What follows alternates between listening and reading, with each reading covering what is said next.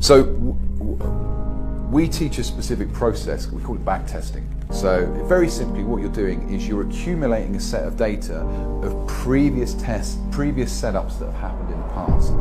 And that does two things. Initially what it does is it gets, we could say it gets your eye in. So what you do is you get used to looking for a certain set of criteria.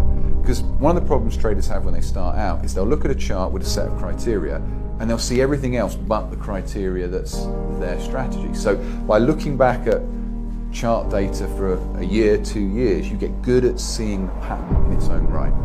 The second thing is you build up a set of data.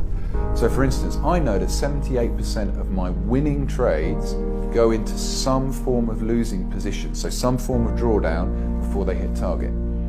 So straight away, psychologically, I'm ahead of the guy that when the trade starts going against him, he's ahead of the guy that when the trade starts going against him, he starts thinking, shit, have I picked the wrong trade?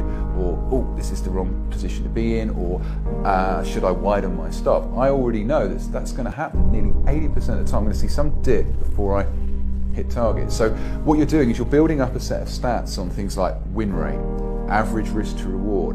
What happens if you've got a risk to reward of 1.5 to 1 versus a risk to reward of 2 to 1? Well, the 2 to 1 gives me a greater profitability at the end of 100 trades, but the 1.5 to 1 gives me a better win rate.